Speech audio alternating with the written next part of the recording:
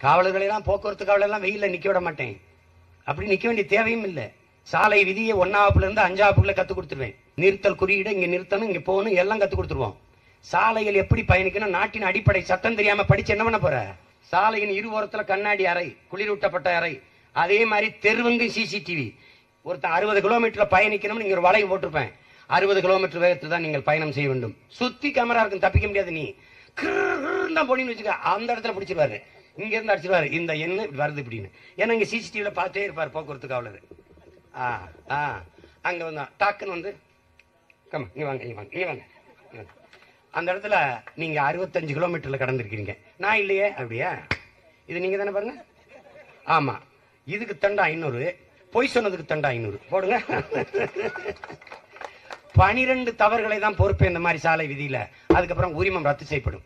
licence வாங்கிட்டு வண்டியை வீட்டில் விட்டு சூடம் காட்டி சாம்பிராணி விட்டு